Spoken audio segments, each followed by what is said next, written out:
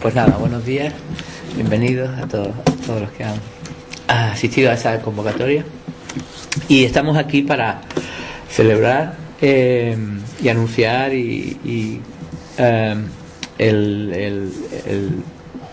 hoy se cumplen 5 años, o en este año se cumplen 5 años, de la revista Anales Universitarios de Etología, una revista electrónica de acceso libre en Internet, que desde 2007 se creó y en principio se pensó como una plataforma para publicar trabajos realizados por los alumnos de la asignatura de Etología de los Recursos Pesqueros, cuyo profesor responsable es José Juan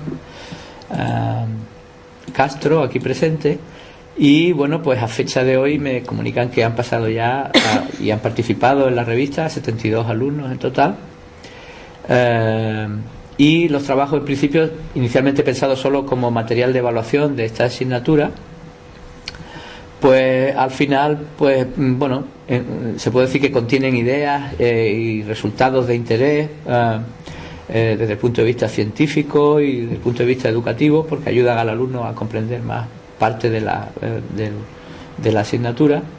Y al mismo tiempo sirve para estimular a los estudiantes y recién licenciados pues a investigar en el comportamiento y como una introducción a la investigación científica en el amplio sentido. La revista no solo admite trabajos relacionados con recursos pesqueros, sino sobre el comportamiento o la conducta animal en general, incluyendo el comportamiento humano. Y desde el punto de vista técnico, pues esta publicación se hace mediante un acuerdo entre la Universidad de Las Palmas de Gran Canaria como editor, el autor que presenta el trabajo y pues algunas condiciones que se pueden mencionar es que el autor esté dispuesto a responder a cualquier requerimiento sobre materiales o métodos que ha utilizado para el trabajo que publica, y también facilitar incluso datos en los que se basan los resultados, ¿no? También, por supuesto, al estar basados estos trabajos en experimentación con animales vivos muchas veces, claro, el comportamiento de animales muertos no tiene mucho. Entonces, pues el investigador debe respetar las recomendaciones de ASAP, ABS, en la guía para el uso de animales en investigación, y todos los requisitos legales, nacionales e internacionales, relacionados con la ética y el uso de animales vivos en experimentación en laboratorio. También comento que al ser una revista de acceso libre, pues muchas veces muchos autores, y tengo aquí algunos ejemplos, han recibido correos o contactos de otras revistas que a su vez se han mostrado interesadas en poder recibir estos trabajos. Con lo cual, pues para ser una revista que empezó como una herramienta de una asignatura en un ámbito cerrado, pues el hecho de estar colocada en Internet le ha ido dando un marco mayor, una difusión mayor que una simple, como si se hacía en nuestra época, unos folletitos o unos papeles impresos. Y además, pues yo quisiera resaltar el mérito del fundador o de la idea como profesor, porque hombre, el haber mantenido, como comentaba otro profesor hace poco ahí fuera, el haber sido capaz de mantener esto durante años, pues sabemos que cualquier iniciativa puede ser fruto de una idea brillante o menos brillante, pero que después mantenerla en el tiempo realmente es donde se demuestra muchas veces el valor de lo que estamos haciendo y de la gente que lo hace, ¿no? Entonces, pues nada más, solamente voy a dar paso al siguiente interviniente, a José Juan Castro, profesor, editor jefe, profesor responsable de la asignatura de Etología de Recursos Pesqueros y la persona, como ya dije, de la que surgió la idea, ¿no? Gracias. Yo vengo a decir que estoy temblando, pero no es por los nervios ni por la emoción, sino porque tengo un frío que soy incapaz de mantener los brazos quietos.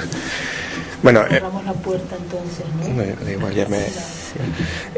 yo, evidentemente, esta idea, como que decía José Manuel Vergara, de mantener en el tiempo, no es un trabajo mío solo, sino un trabajo de mucha más gente. Está Abelina en la parte que en cierto modo también es un poco el alma de la revista, porque me ha mantenido ahí un poco dando tirones para que eso siga.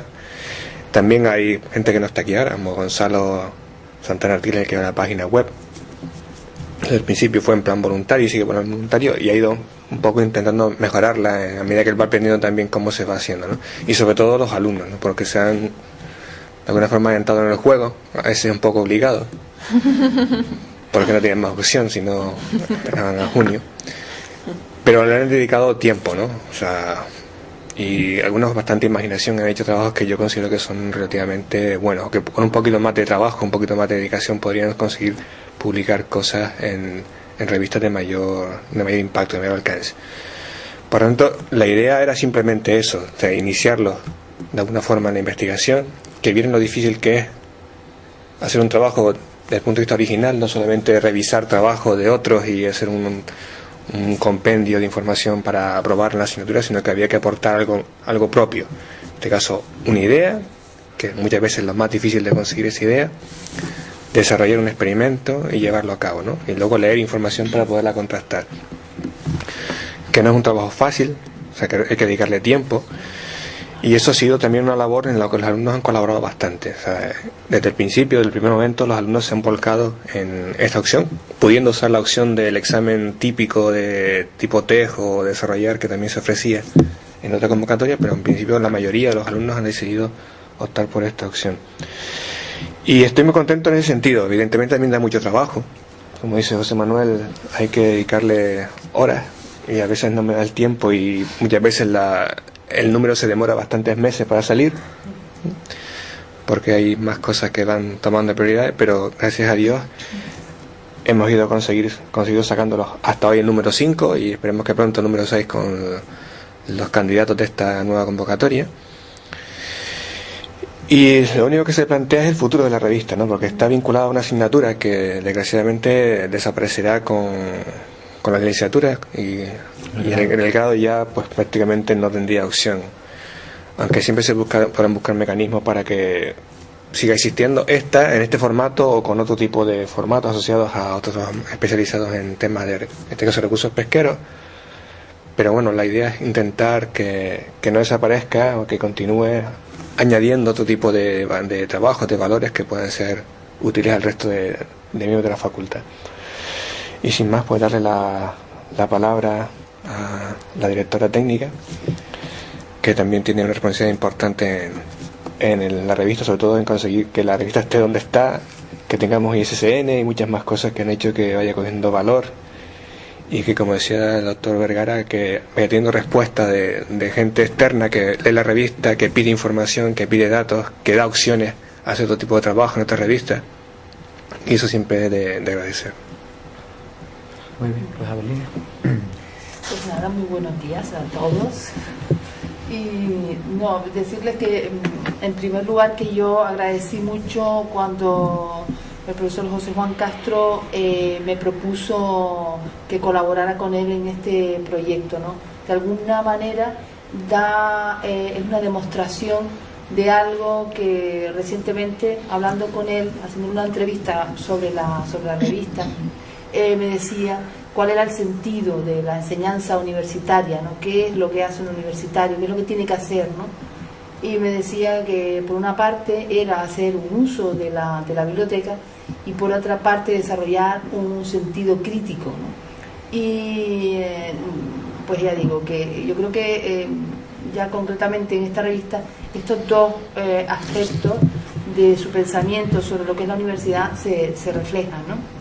Mi papel real en la revista, lo de editora técnica resulta un poco así, pero mi papel real es, por una parte, es formación, cuando a principios de curso, en octubre, noviembre, lo primero que tienen que saber los alumnos es cuál es su necesidad de información y qué hacer para poder encontrar aquello que buscan, qué fuentes utilizar, valorar cuáles son las fuentes fiables. La universidad tiene algunas y son básicamente sobre las que trabajamos, y después saber trabajar un poco con esos resultados que obtenemos tras la búsqueda.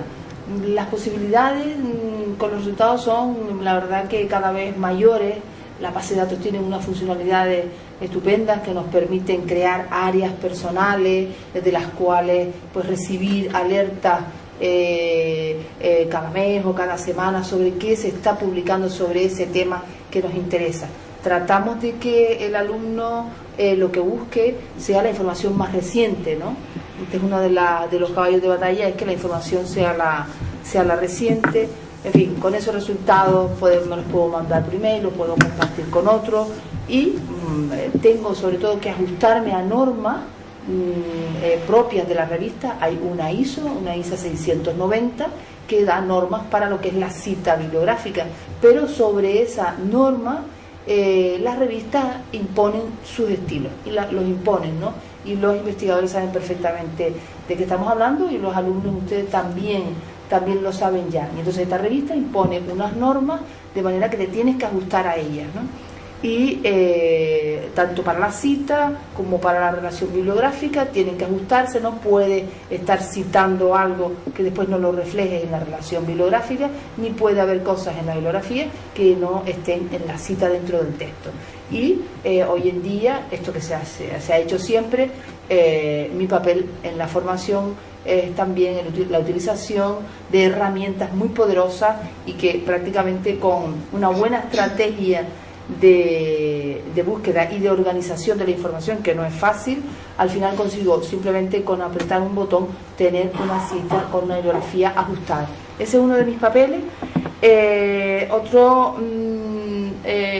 Entro en otro momento en la revista, que es cuando se corrige un poquito el estilo y hasta el artículo ya el profesor lo ha trabajado con ustedes, y viene el momento en que hay que corregir un poquito el estilo, ver si hay falta de ortografía, expresiones en pasiva complicadas, frases larguísimas, o que falta de concordancia. Es lo más que encuentro, es la falta de concordancia, singulares con plurales, verbos ahora están en presente, pueden pasar por el futuro, en fin, esa es una parte, y que la bibliografía esté correctamente relacionada.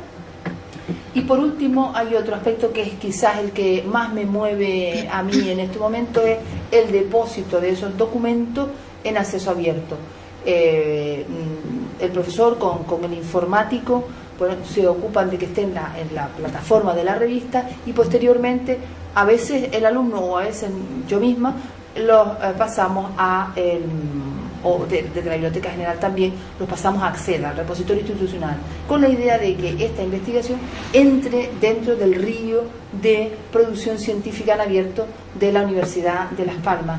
Y esto trato también en los momentos en la formación de decirles que la investigación no termina solamente con ese resultado, ese artículo, sino con su acceso abierto, con el compartir el conocimiento. Hoy en día no es posible entender un conocimiento que queda cerrado dentro de una revista a la que solo pocos acceden. Ya sea, la revista está en abierto, por supuesto, pero también en el repositorio es otra manera de acceder para mayor difusión y accesibilidad. Y en cuanto al futuro, que ya también me lo pregunto, hay muchos aspectos a tener en cuenta, hay muchas recomendaciones que nos han hecho, pero una de ellas, y que tiene que ver con lo que se venía diciendo, es el incorporar esta revista de un modo humilde, digamos, porque sabemos dónde está en este momento, a el conjunto de revistas de acceso abierto que hay a nivel internacional, y que hay plataformas que nos dicen, si usted quiere gestionar su revista y difundirse y entrar en esas colecciones, pues se puede hacer. Entonces estamos en ello.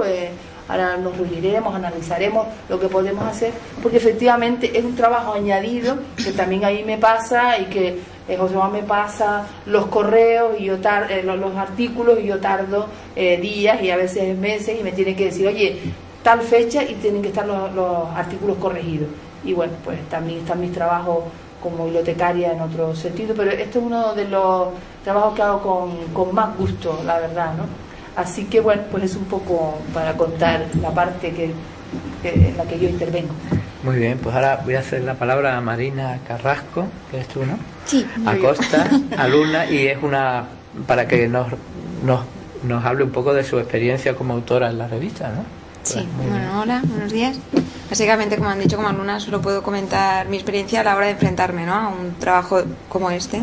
que no se nos presenta durante nuestra carrera como tal, ¿no? Es un trabajo tedioso en el sentido tanto de la búsqueda bibliográfica, si quieres hacer un buen trabajo, si quieres argumentar bien lo que vayas a hacer, y te creas una idea. A partir de esa idea, a la hora de intentar desarrollarla, te das cuenta que tienes limitaciones. La idea inicial no llega a ser la idea final. ¿Y qué más comentar? En mi caso era problemas de estrés en peces. Mi idea inicial eran humanos, pero era un poquito más difícil. Y de estrés acústico, ¿no? El estrés que puede provocar ruidos antropogénicos dentro de una casa en un tipo de carpa muy común, ¿no? En peceras. Este es el artículo, perdón, estoy sacando... Exacto, es este. Esto es sobre el estrés producido por contaminación acústica antropogénica. Aquí está el artículo. Bueno, comentar un poquito, pues, el problema que te plantea el material que tú tengas, la disponibilidad tienes que emplear mucho tiempo, ¿no? Y sacar unas conclusiones y que sean un poco, ¿cómo decirlo? Coherentes, ¿no? Porque algunas veces tú le mandas el trabajo, el artículo, y a ti te parece coherente, es lo que dice también Adelina. El problema de enfrentarte a la parte ya de escribir, que tú tienes tu idea, tú tienes tus resultados, pero a la hora de discusión es, bueno, ¿y cómo lo organizo para que se entienda? Y bueno, no sé... Ángel también ha publicado en esa revista. Sí. Yo, a raíz del pequeño experimento que hice también, surgieron una serie de ideas para... Yo cuando acabé la carrera continué con el máster, siguiendo un poco el tema que había utilizado, y ahora mismo he hecho un experimento largo y estoy en periodo de escritura ahora para publicar otros 2 artículos en revistas internacionales. Pero sí, estando estudiando no tienes los medios, te planteas unas cosas que luego no puedes hacer, son muy complicadas, no tienes tiempo. Pero es una primera toma de contacto, ¿no? Sí. Con el mundo. Y el tema de escribir es leer. Si no lees cientos de artículos, no vas a escribir nunca de forma perfecta. Es una muy buena oportunidad, yo creo. También se asustan mucho cuando ven el artículo corregido por primera vez, ¿no? Que no se parece nada. Sí, bueno. Pues se lo destrozan mucho, ¿eh? Totalmente, aparece rojo todo de arriba abajo. O sea, al principio se impresionan mucho porque cambia todo, el estilo, la forma de expresarlo, Sí. cómo colocar los datos, las tablas. O sea, hay todo un primer filtro que hace que la idea inicial no se parezca a la final, pero bueno, que todos lo asumen de alguna forma, no le queda más remedio tampoco. Lo asumen y va. Luego el trabajo, una vez que llego al primer filtro, o sea que me llega y le hago esa primera corrección que lo devuelvo a ustedes en la fase en que están ahora Roberto y Patricia, tienen que añadir la información que les pido, más bibliografía, hacerlo más acorde a ese estilo de la revista, aclarar algunas cosas, eliminar posibles frases que pueden estar mal interpretadas o que pueden estar llenas de falta de concreción, que sean muy vagas. Y luego se envía a posibles revisores, ¿no? En función de la disponibilidad de los profesores de la universidad, gente de la misma facultad, del campo de biología, o se mandan incluso a compañeros que tengo en otros centros, en otras universidades o centros de investigación que puedan ser de primer revisor. Generalmente el artículo pasa por 3 revisores. Yo el primero, que es el que les mando a ustedes ya corregido y ustedes añaden, y luego se va a 2 profesores o técnicos externos. Me refiero de la propia universidad o de otro centro, y una vez que pasa ese filtro, o sea que esos profesores dan el visto bueno, en algunos casos no, hay todos que no salen, o sea, los han invertido mucho esfuerzo pero luego no llegan a la fase final porque no se seleccionan, porque son muy especulativos, porque el diseño experimental está mal desarrollado, porque hay pocos datos que puedan de alguna manera apoyar la hipótesis final, pues eso se rechazan. Y los que pasan ese filtro ya van directamente a Adelina, que es la que finalmente, una vez que yo he hecho las correcciones oportunas, o sea, no lo vuelvo a enviar otra vez al alumno, porque sé que eso sería, muchos de ellos están desaparecidos. Entonces yo mismo hago las correcciones que puedo, con los comentarios del revisor, y se lo envío a Adelina, que es la que ya da el último paso, ¿no? Las correcciones de estilo, ese tipo de inconcordancias que puede haber en el género o en los verbos, que a mí se me escapan, porque evidentemente no los leo con la profundidad que igual que mereciera, o a veces los leo y ya los leo tantas veces que no me paro en los detalles, y una vez que Alina da el visto bueno ya va directamente a la edición, ¿no? Un proceso que puede durar fácil casi un año, ¿no? Depende que ustedes hagan el trabajo y me lo entregan bien en diciembre, hasta que se presenta. El último número salió justamente al principio de diciembre, ¿no? Sí. Tardó un año en salir. Bueno, pues también quiero comentar que Yurena, que está encargándose hoy de grabar este acto para ponerlo en acceso abierto en internet también, pues es alumna y futura autora de la revista, ¿no? O sea que nada más, pues. No sé si yo quiero decir alguna cosa de su experiencia en el primer paso, en el primer estadio de con cierta moderación porque están jugando la nota. ¿Ustedes han participado también entonces? Están en el número 6 ahora. En el 6. Están en la fase inicial, la que me acaban de entregar el trabajo, yo se los he devuelto corregido y tienen plazo hasta el día 6 para devolvérmelo. ¿Y qué porcentaje, una pregunta, qué porcentaje de trabajo se ciñen o se tratan sobre recursos pesqueros y qué porcentaje luego se sale un poco del...? Sobre recursos pesqueros, lo que es pesca, muy poco. Sobre peces y invertebrados, la gran mayoría. Y luego hay gente que, bueno, la mayoría, me refiero, más del 60-70% pueden ser de animales marinos. Y luego hay personas que por cuestiones de tipo de accesibilidad o de facilidad usan otro tipo de animales, ¿no? Ya sean aves, gallinas, alguna gente que trabaja o que sus padres tienen una granja de vacas, ellos trabajan sobre vacas, sobre caballos, sobre pollos, hormigas. O sea, por eso le hemos abierto un poco al componente animal en general, porque entendemos que a veces el acceso a ciertas zonas, a ciertas áreas, o tener familiaridad con algo que tenga. Sí, o tener eso, o la oportunidad simplemente de montar un acuario en tu casa, ¿no? Que a veces no es fácil, porque compartes el piso con más gente. Pues eso es lo que yo intento hacer, un poco abrir el abanico de posibilidades, ¿no? Para que la gente no se vea limitada a trabajar con peces o trabajar con cangrejos, que sean igual los más interesantes desde el punto de vista de la asignatura, pero que desde el punto de vista experimental no cambia, porque ellos les obliga lo mismo, a pensar en una idea, diseñarlo, o sea, plantear una hipótesis, diseñar un experimento que de alguna forma pueda verificar esa hipótesis, tomar unas muestras y luego aplicar todo un tratamiento estadístico que verifique que esas muestras son válidas o no.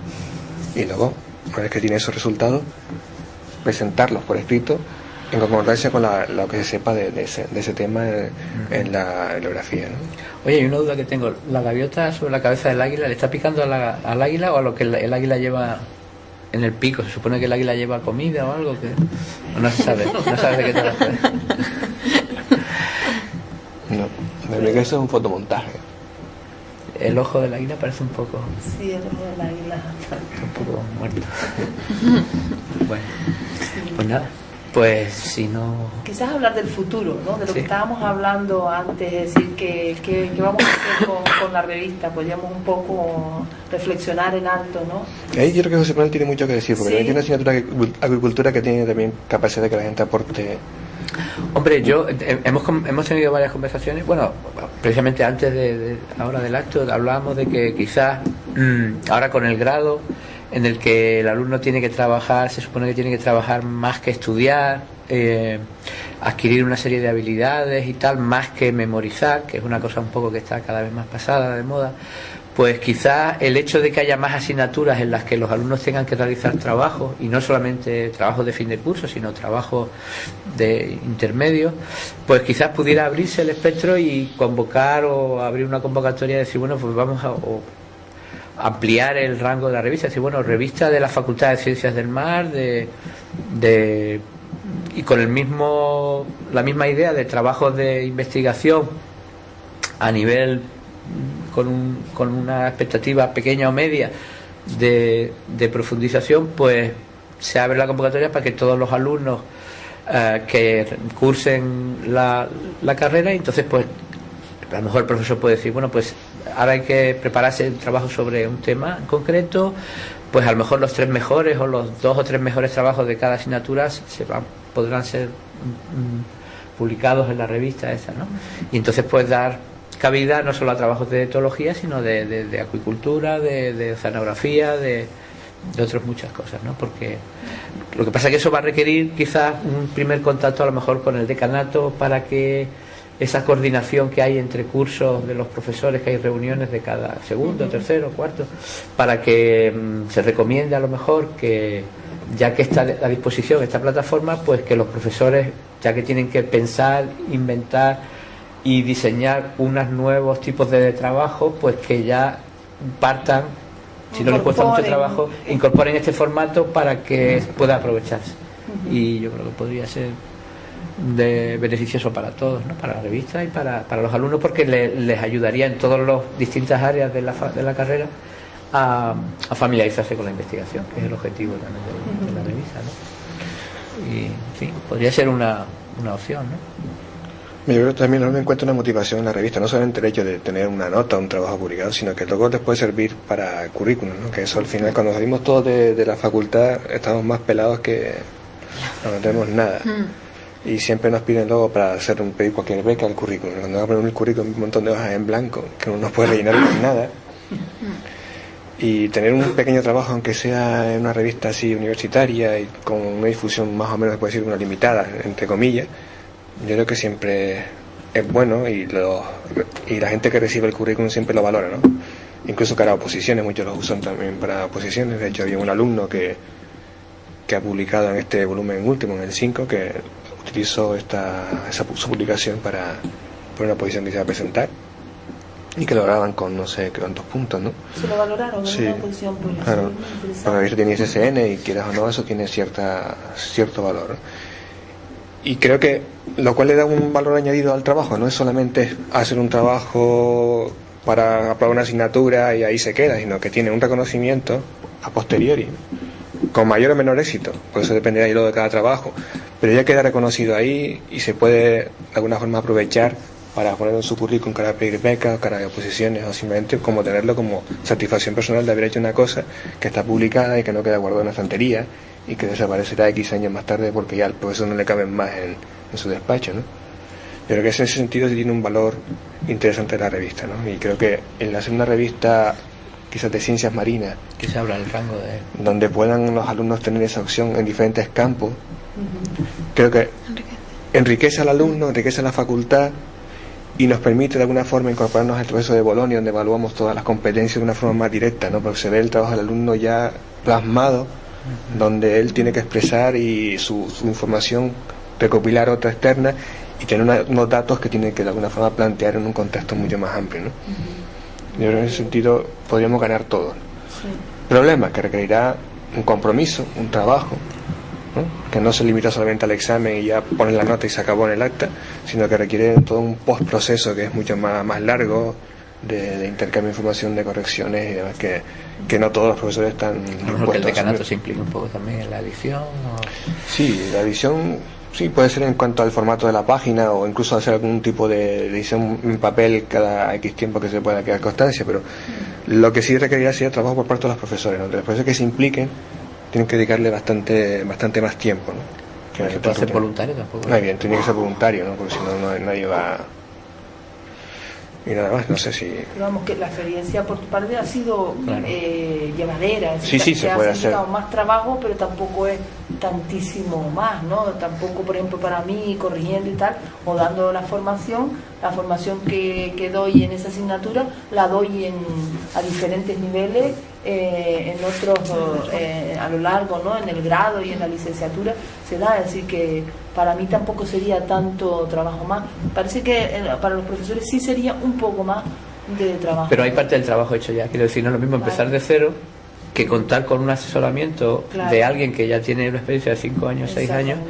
Yo si yo como profesor estuviera interesado, por ejemplo, pues le diría, oye, José Juan, mira, en la asignatura esta que estoy ahora nueva con el grado y tal, me gustaría poder ofertar este formato a los alumnos para evaluación, como una forma de evaluar, y pues quiero que me asesores a ver si podemos, cómo hiciste para tal. Entonces ya está inventado ya. Sí, o compartir recursos. O sea, el recurso existe igual, que se llama Anuario Universitario de Ciencias Marinas, donde ir a diferentes secciones, ¿no? Como cualquier otra revista tiene secciones de pesca, secciones de botánica, hay diferentes secciones, y podríamos hacer un mismo formato, tener pues una cosa mucho más amplia, y que también nos vale a la facultad como una forma de proyectarnos al exterior, ¿no? Que no quede simplemente como un centro que sí, que más o menos tener más o menos repercusión en función de la investigación de cada profesor, pero al fin y al cabo lo que estamos vendiendo en esta universidad es un producto cara a los alumnos. Los alumnos son nuestros clientes, ¿no?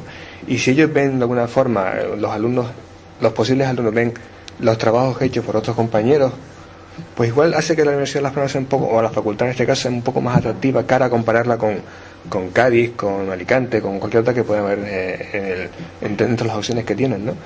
Y creo que eso sí podríamos ser una cosa a plantear, ¿no? Como parte de nuestra cara al exterior, ¿no?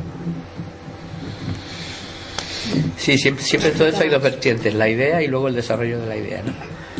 El otro día con otros profesores comentábamos, oye, ya que ¿cómo podría nuestra facultad ayudar más a la sociedad, ¿no? Ahora con la crisis y tal, ¿no? Pues, y entonces analizamos, bueno, ahora mismo el sector turístico es el único que parece que al que nos podemos agarrar y tal, ¿no? El turismo aquí viene a la costa, ¿no? Y está relacionado con el mar, actividades de ocio, lúdicas relacionadas con el mar.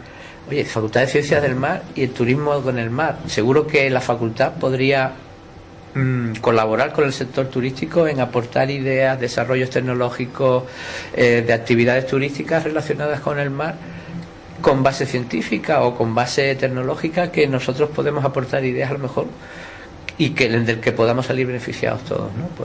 Pues podría ser otra área de desarrollo, ¿no? En el que la facultad se implique más, ¿no? O desarrollar un nuevo tipo de cacharro de buceo o una actividad para observar el comportamiento ya que se hace buceo, por ejemplo, pues cómo podemos, qué actividades dentro de una inmersión se pueden hacer que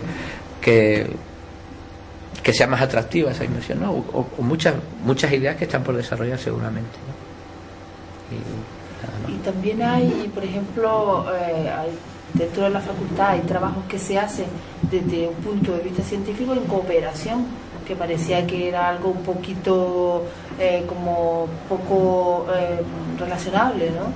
Y bueno, pues hay gente que está ahora en Senegal trabajando sobre playas que se vienen abajo por la erosión, que poblaciones que se quedan sin su estructura de siempre, ¿no? Y tienen que ir al interior, pierden que si su jefe, su tal, su cual, y estas personas pues ayudan a la gente del lugar a prevenir estas situaciones, a actuar ahí, es decir, que en cooperación también se puede trabajar desde un investigador, ¿no? en ciencias del mar, ¿no? Que es algo pues realmente interesante, ¿no? Creo que había alguien en el público que quería decir algo. Casi que me lo ha contestado ya el profesor Vergara, porque quería preguntar si hacían algún tipo de difusión sobre estos temas, sobre la revista en concreto, a la sociedad, o más concretamente a la empresa privada.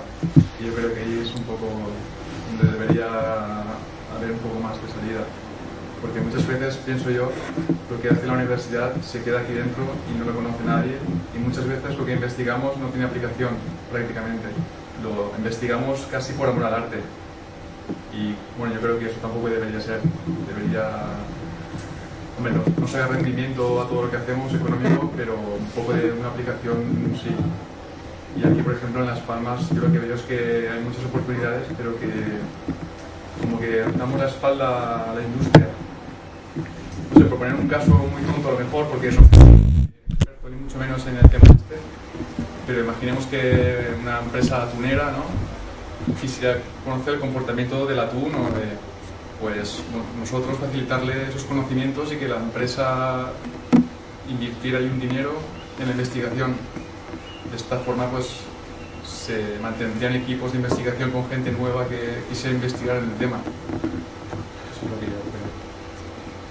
Sí, en eso estamos siempre buscando apoyos externos de las empresas. Lo que pasa es que no siempre es fácil que la empresa se implique en las investigaciones. O sea, desgraciadamente hay un abismo que separa la universidad, o en este caso la nuestra concretamente, de lo que es el sector técnico e industrial que nos rodea. Ellos quizás una mentalidad más del país, ¿no?, de que investiguen otros, ¿no?, que investiguen los japoneses, los americanos, ya con los patentes compramos lo que haga falta y pagamos, en vez de invertir, o sea, en su plan de trabajo, en su plan de inversión, tener siempre algo dedicado a la I+D. Desgraciadamente ese flujo empresa, universidad, económico que apoya a la universidad para investigar cosas aplicadas, como dices tú, no lo hay, o es muy puntual, muy pequeño. Igual en la acuicultura tienen más posibilidades porque la industria está más vinculada a mejorar el sector de investigación, pero en el resto de pesquerías, por ejemplo, desgraciadamente no ese flujo de los pescadores a la universidad no llega. Lo que pasa es que a veces hablamos de pescadores, pero digamos pescadores incluso armadores, grandes armadores que tienen barcos de estos de no sé cuántos metros de eslora que capturan. Sí, pero hay barcos turísticos que llevan a pescar a tiburón, hay cosas que van a ver cetáceos. Voy a ponerles un ejemplo en el que, a pesar de ese que parece que se dan la espalda, en el departamento nosotros en biología constantemente estamos recibiendo llamadas de periódicos por el tema de las medusas, para ver quién puede contestar una entrevista de por qué, para explicar un poco por qué lo de las medusas, o un armador que el barco turístico que tenían para llevar a los pasajeros, a los turistas, se le había carcomido todo con un bichito y quería que le identificáramos qué bichito y la causa y por qué había pasado y cómo evitarlo. Ayer mismo nos llaman a ver, para que piensen un poco, a ver qué respuesta darían ustedes. Nos llaman del Cabildo de Lanzarote. Parece un poco una cosa de broma, pero es cierto, ¿no? Y es una necesidad real de la sociedad. Que organizan todos los años una travesía a nado desde Órzola a La Graciosa. Y nos decía esta señora del Cabildo, el año pasado fue un desastre porque nos cogió tal corriente que tuvimos que llamar al helicóptero para rescatar unas 200 personas que se iban a ahogar. Y entonces yo quería saber si ustedes saben, nos pueden asesorar de el día que lo vamos a hacer, si va a haber mucha corriente o poca corriente. Bueno, pues piensen ustedes en un sitio que se crea, hay corriente, en qué periodo, si conocemos la fecha y la hora en que se va a realizar el evento, si por el estado de la marea a lo mejor podemos saber si va a haber más corriente o poca corriente, o incluso cambiar la hora para que haya menos corriente. Si ahí podemos elegir un momento en el que va a ser más seguro hacer esa travesía. Pues seguro que podemos ofrecer más ayuda que a lo mejor que los pescadores de la zona, que a lo mejor lo saben también, pero pues mire, por lo menos se les ha ocurrido descolgar el teléfono y llamar a la facultad, ¿no? Lo que muchas veces hacemos es que nosotros tenemos pánico a que nos entrevisten los periodistas. En el Cabildo también tienen pánico a llamar porque muchas veces lo estamos toreando, nadie quiere ponerse al teléfono, y eso había que Pero yo creo que hay una diferencia. Una cosa es ese investigador de cabecera o ese científico que te da la información puntual de la curiosidad que tienes, y otra cosa es con lo que planteaba él, es que haya realmente toda una investigación que tiene un coste de personas y de equipo que haya que mantener. Si tú le dices a esa señora del Cabildo, oiga, sí, vale, si lo decimos, si usted me permite, me da no sé cuánto dinero por montar en correntímetro y buscar no sé cuánto investigador a desarrollar un pequeño experimento que realmente le puede decir con esa actitud qué es lo que va a pasar. Donde que diga, hace falta pagar, digo, no, el problema está que no hay ese flujo de económico, porque realmente la universidad necesita una investigación, no se monta así altruistamente, sino que lleva toda una serie de costes, y el coste principal es el personal. Pero a lo mejor no puedes empezar cobrando, a lo mejor empieza dándole un asesoramiento gratuito general, que sí, diciendo, pues mira, que evite las mareas vivas, o el momento en que está la marea más alta o más baja, va a haber media hora ahí que esté tal. Pero solamente puedes usar lo que es la información enlatada que tenemos ya, lo que ya sabemos, pero lo que nos piden que sepamos. Pero generas una confianza y a lo mejor te vuelven a llamar para otra duda, porque ya una vez les has resuelto algo, ¿no? Yo creo que lo que hay que hacer es primero crear un flujo, unos canales de comunicación. De hecho, la universidad es un servicio público, debe estar para eso, ¿no? Y eso es la función que debe tener. Pero que no se debe limitar solamente a eso, ser el consultor de cabecera que tengo un problema ahora y me lo resuelve más sin que me cobre nada. O sea, lo de las medusas o lo de los bichitos esos que carcomen el casco, o cosas así muy puntuales para el periódico, aunque no deben ser más que una cosa muy de espuma, ¿no? Muy light, ¿no? Pero realmente la investigación no es solamente eso. Para conseguir ese conocimiento le vas a dar sobre la corriente y demás, tú has tenido que invertir un montón de tiempo y dinero previo para conocer la corriente de ese lugar. Y eso no se paga simplemente con llamada de teléfono. Que sí que es importante hacer verter esa información a nivel divulgativo al exterior, que tenemos que hacer que nuestra información hecha en documentos en inglés sea, digamos, accesible y sea divulgativa, o sea, que la gente pueda entenderla.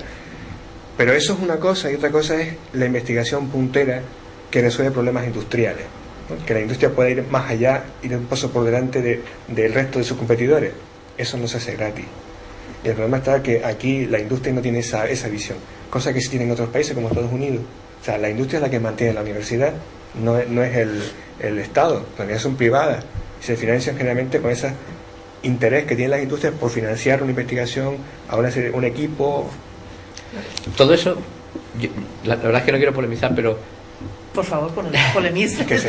pero ¿Para qué estamos por ejemplo, aquí? en un pequeño ejemplo, en el caso nuestro de la acuicultura, sabíamos que en otros países había una relación de la acuicultura con la industria mucho mejor que aquí, pero lo que no puedes pretender es hacer así y que desaparezca el problema. Claro que y crear, eso es una cosa que hay que trabajársela, ¿no? Sí, entonces nosotros nos dedicamos durante unos años a trabajar y a acercarnos a la industria y creo que lo conseguimos durante un periodo.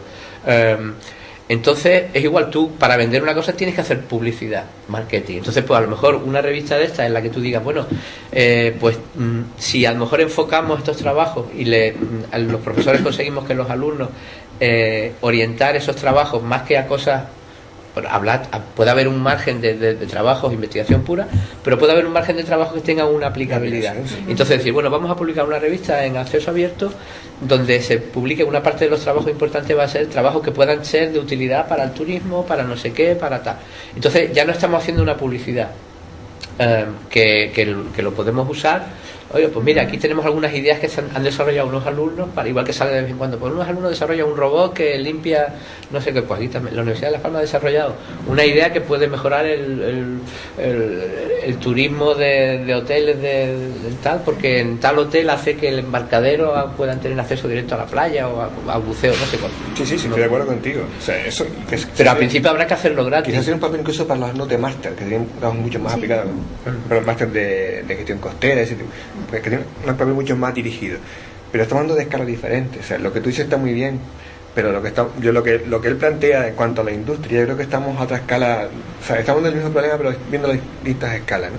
Una cosa es preparar pequeños trabajitos que no te cuestan nada. Pero que todo está conectado, quizás. Sí, por supuesto. A distintas escalas, pero yo creo que es una cuestión más de tradición cultural de nuestro país. No es una cosa que vamos a cambiar de 2 días. Evidentemente hace falta mucha pedagogía para que esto vaya cambiando, pero que desgraciadamente no somos un país puntero en investigación, porque no nos vamos a solucionar. Por otra cosa, porque tampoco tenemos ese apoyo detrás, ¿no? Institucional, por el mismo gobierno nuestro. Tradicionalmente no es que invierta en investigación como invierte en otros países de la zona, y la industria española tampoco se caracteriza por invertir mucho en I+D. No ha sido una cuestión, digamos, propia. Que eso tiene que cambiar, sí, pero evidentemente tenemos que ir de la mano tanto la universidad adaptándose a esas necesidades como la industria intentando también enfocar esos recursos. El hecho es que tenemos que ser pioneros en eso también. Es decir, si hay países en los que la industria sabe que la I+D es fundamental para ganar más dinero, es porque la experiencia se los dice. Entonces, si aquí no hay esa experiencia, difícilmente van a acudir o van a pagar por algo que no conocen. Entonces, lógicamente tú tienes que hacer de pionero, tú tienes que demostrar y que ellos comprueben en carne propia que acercándose y pagando por algo que tú les vas a resolver, van a mejorar sus beneficios. Yo te doy un ejemplo, pero es que no es así, pero después de que hable él. Sí, quería preguntar también, en el caso de, bueno, no sé exactamente a qué se dedican ustedes, ¿vale? Sé más o menos el área en la que están, pero si por ejemplo... Acuicultura y pesca.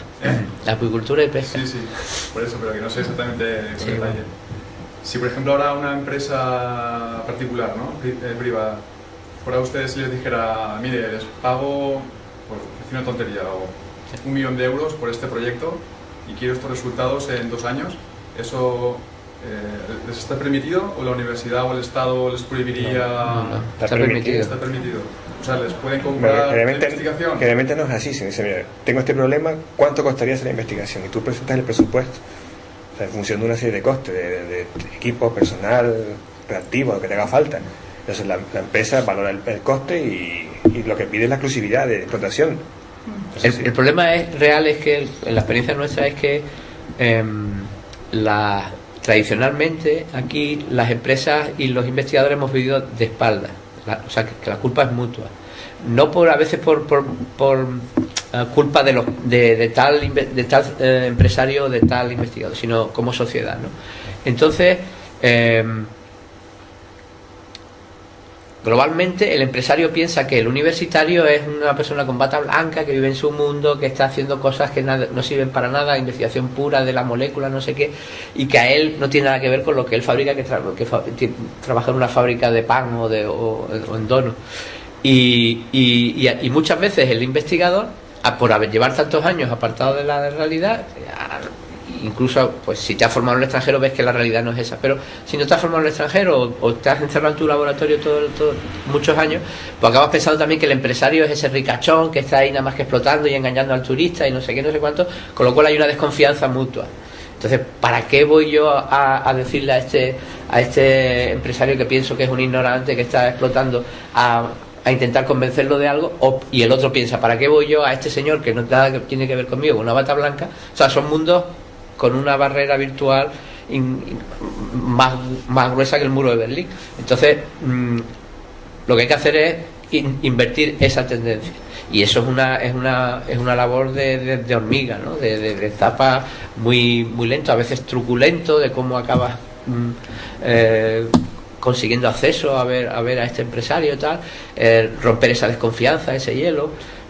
Y entonces, claro, como no la vas a romper diciendo, mira, vale, yo te puedo ayudar con esto, pero me tienes que pagar 1 millón de euros. Ya de entrada, si no confía en ti, encima en el que no confía te está pidiendo dinero de entrada, así no vas a vencer el hielo. Yo he visto, por ejemplo, en el extranjero, aquí no, pero incluso casi que existen departamentos comerciales dentro de la universidad que se dedican a buscar publicidad, financiación, proyectos. Y aquí también lo hay. Esas son las oficinas de transferencia, las OTRIs, ¿no? De alguna manera, en la Universidad Española hay también una tendencia desde hace algunos años a que haya una transferencia de lo que se está haciendo en la universidad hacia la sociedad, hacia la empresa. Además, cada sector es un mundo, ¿eh? O sea, concretamente la agricultura quizás no tiene nada que ver con la pesca. O sea, un ejemplo, como decía José, eso de intentar ir a ellos. Ellos tienen un problema. Los atunes no entran en la isla porque dicen que los holandeses están pescando no sé qué en el Golfo de Guinea, que otros hacen unas manchas bajo barcos y los atunes no llegan. Dicen, bueno, pues vamos a hacer un proyecto financiado por la universidad, por fondos externos, no pagado por los pescadores. Construimos unos balsas, unos objetos flotantes, anclados a diferentes profundidades, que intentan atraer los atunes. Bueno, la balsa más cara nos costó 300 euros, incluyendo transporte que le pagamos al pescador, pues nos pusieron los anclajes y todo. Bueno, en esa balsa de 300 euros capturaron ellos en esa temporada de pesca el equivalente a lo que serían aproximadamente unos 200.000 euros en captura de túnido de diferentes especies, 200.000 euros. Bueno, ellos vienen a entregar el proyecto, vieron el coste, que nosotros es mucho más caro que si lo hicieron ellos, porque tenemos que pagar transporte y demás, pagándoselo a ellos. Y bueno, llega al final del proyecto y se van a enseñar, ya han visto ustedes que esto funciona, ahora les toca a ustedes invertir en eso y construir las balsas propias. ¿No? Yo no voy a construir nada, yo no voy a gastarme un duro, porque si yo pongo mi balsa, ¿quién me dice a mí que no va a pescar el otro vecino de mi balsa? Entonces, al final queda en eso, o sea, es una cuestión más bien también de educación, o sea, de cultura, de decir, bueno, no, que paguen otros, o sea, que paguen otros y yo me beneficio. O sea, la agricultura es diferente, tiene una mentalidad mucho más industrial. La pesca es más del señor que tiene su barco, su propia artesanal, que tiene un recurso abierto, acceso abierto, donde dice, bueno, aquí puedo pescar lo que me dé la gana sin ningún tipo de traba. Y el investigador es un tío que viene a vigilarme, que viene a controlarme, a fiscalizarme de alguna manera, y más tarde, más temprano, viene con el autónomo o el gobierno central a ponerme más impuestos. Entonces, no hay esa o sea, aunque ellos lo vean, o sea, como Santo Tomás metan el dedo en la llaga y ven que realmente es, pues no va más, porque no.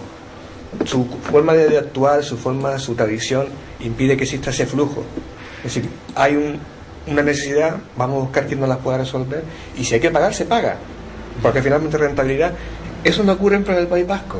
O sea, los pescadores vascos tienen un trato totalmente diferente. Entonces, cada lugar tiene un entorno concreto, y ese entorno es el que te condiciona. O sea, la universidad no está condicionada también por ese entorno que nos rodea. Lo que esperemos ahora, que con la crisis se dice que la gente mejor preparada de aquí va a tener que emigrar, etcétera, etcétera. Esperemos que haya, por lo menos dentro de todo lo malo que está relacionado con eso, que la parte positiva sea que haya un mayor flujo de esa cultura y acabemos contagiando, se nos quede pegando algo de eso, porque si pudiéramos mandar a los pescadores a emigrar, sí, claro. Pero el problema es que mandamos a la gente que tiene ya, o sea, nos estamos gastando un montón de dinero en formar gente. Hombre, probablemente esos pescadores de los que tú hablas son una especie extinguida, a lo mejor. No, pero es que los pescadores son un caso concreto, pero luego lo puedes trasladar luego al sector turismo, al sector agrícola, o sea, porque al final tienen esa visión muy localista, ¿no? O sea, tienen su pequeño chiringuito montado, del que sea, ya sea un restaurante o sea un apartamento, y no me muevan de aquí, que si puede ser la regla del ayuntamiento, el alcalde me la regla no sé quién, la subvención para pintarme la del cabildo, no me hagan nada. O sea, yo hago lo que falta con dinero de otro, o sea, no invierte. O sea, es como el tema del sur de la isla, el que tengamos que invertir en renovar la planta alojativa.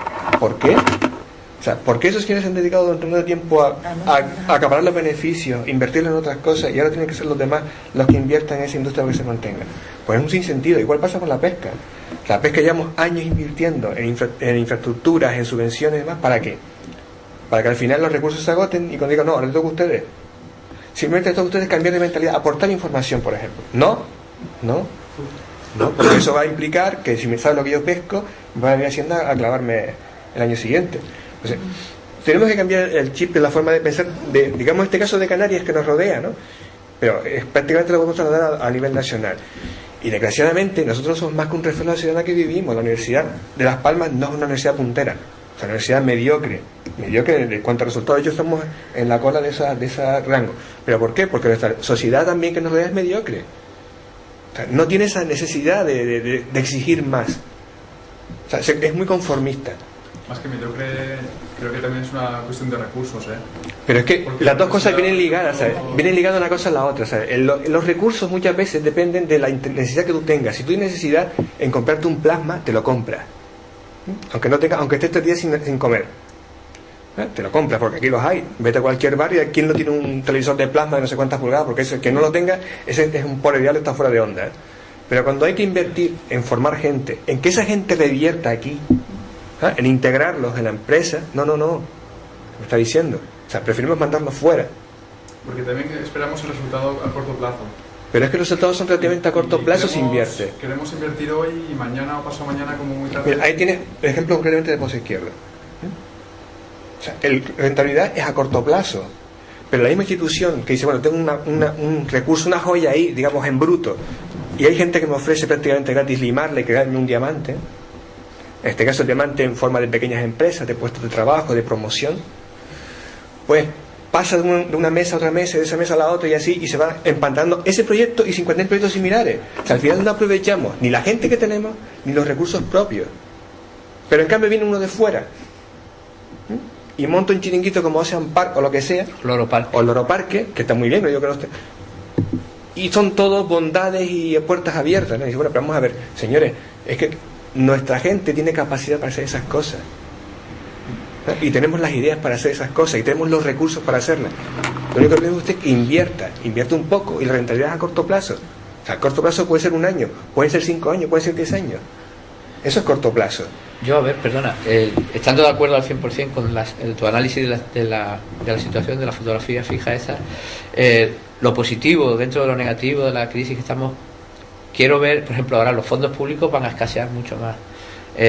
Ahora ya no se podrá vivir de la sopa boba tanto como antes. Los municipios, los ayuntamientos, los gobiernos autónomos no podrán estar ahora simplemente gastando, despilfarrando en una serie de inversiones, etcétera, de pura fachada. Ahora habrá que crear una economía que sea más real, ¿no? Que cree puestos de trabajo, no porque simplemente haya una construcción desorbitada, etcétera, sino que habrá que crear una economía aunque empecemos de cero. Entonces, eso para mí es una oportunidad de que aunque sea, como dice, la letra con sangre, aunque sea a base por la crisis a las maduras, vamos a tener que aprender toda la sociedad a cambiar de chip un poco. Ojalá sea así, ¿no? Porque no va a haber otra forma. Si queremos sacarle dinero al turismo, va a haber que estrujárselos eso y ponerse de acuerdo y hacer algo que sea atractivo a esta gente, porque la gente tiene que comprender que engañando a la gente con un plato de comida en malas condiciones, has engañado a uno, pero eso no es plan para atraer a más turismo, ¿no?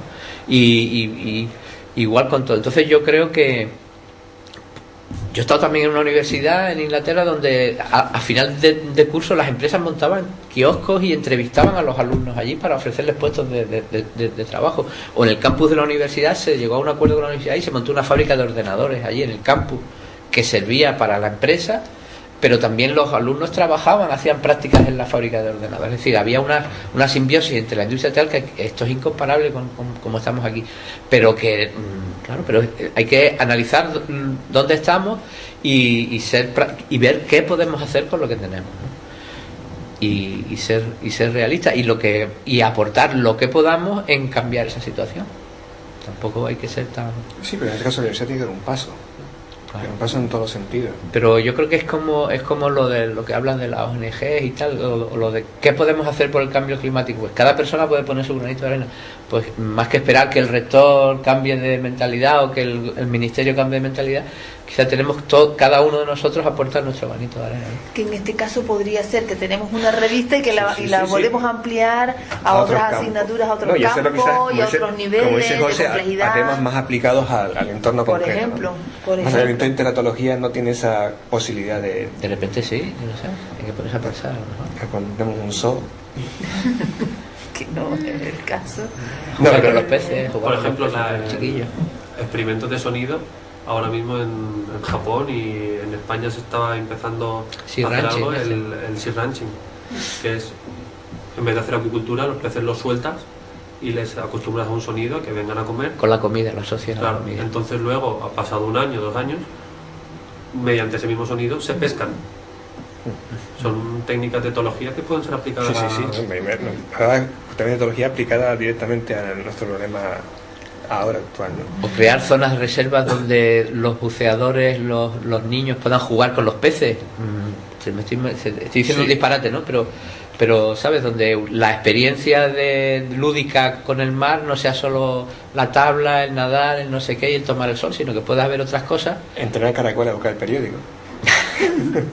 O sea, sí. No, está claro que hay muchas posibilidades, pero creo que la idea sería ampliarlo a otros campos, ¿no? Y hay una cosa que me decía Carlos Paz, dice, no piense lo que puede ser su tierra por usted, sino lo que puede ser usted por su tierra.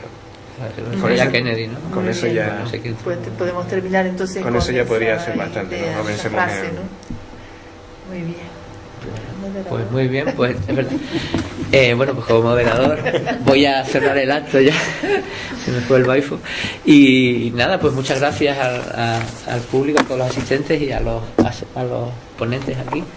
Y nada, pues enhorabuena y a seguir para adelante y ánimo a todo el mundo. Gracias a ti también por Pues nada, prestarte. nada. Pues muy bien, pues hasta otra.